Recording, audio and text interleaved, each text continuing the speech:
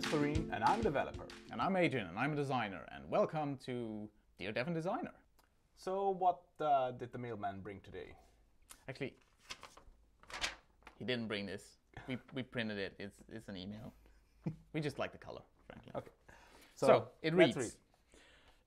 Yo, Dev and Designer.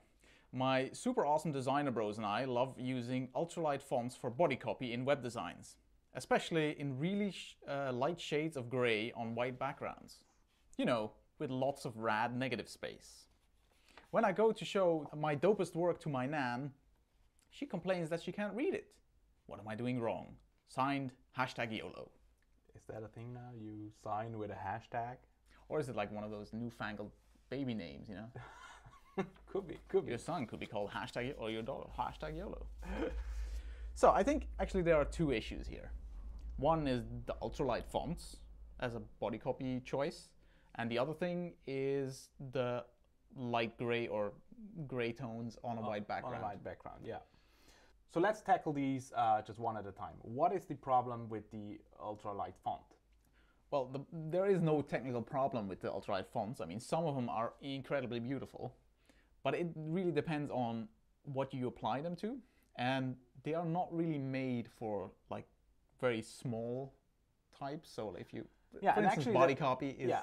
And actually there is a technical problem there. As the font size gets smaller, the stroke widths get smaller, and that means that your computer has to anti-alias the strokes, especially in the curves, because the width of one line is smaller than 1 pixel. So even if you'd use black for text or a really high contrast, it still would be gray and fuzzy. Yeah. If you make it small enough, it'll start to bleed into gray. Yeah.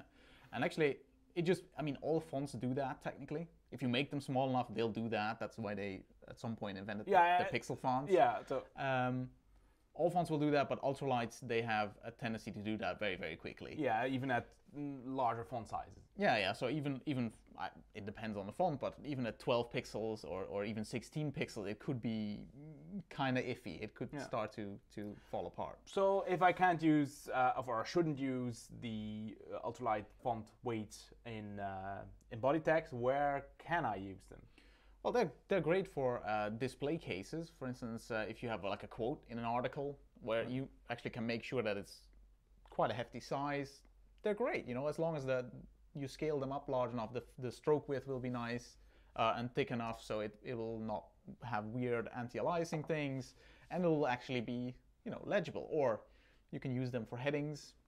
Should be no problem as long, again, as it's tall enough. Okay. So that tackles the ultralight fonts problem. Yeah, well, there's another tip there. If you absolutely have to make sure that your grandmother can read something, why not take your design to your grandmother before you publish it and just show her? Just ask her, can you read this? And if not, that's a clear indication that you might need to up that a bit, just ever so slightly. Yeah. So, and the second problem, the light font color for the text color on a white background. Yeah, that's currently very hip apparently, and it sort of exacerbates the problem. Like if it's a shade of gray that anti-aliases out, which will be even lighter gray. So that adds up. But it gets very muddy, yeah. But even in when using font designed for this, like a Verdana. Yeah, so like a web-safe font. Yeah, web-safe font. You would still get issues if you make the contrast too low. Yeah, so it doesn't matter what size it is, as long as it's so light that there is not enough contrast for a human eye to detect. But there are actually tools that can help you with that. Exactly, yeah. That's my favorite is Leah Verou's tool. I think it's on GitHub. I'll post a link in the description.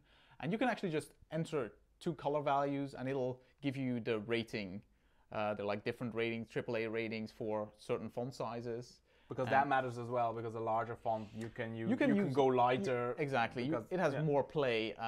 But generally, to get like the highest rating, you would have to have a very strong contrast, and it would be across the board. So at any font size, it should be fine. So I recommend you use that before applying any font color. Okay, so I think that's it. Yeah. Well, #YOLO. I hope this helps to make your next design really granny-proof. Yeah, cool. Thanks for watching, and we'll see you in the next one.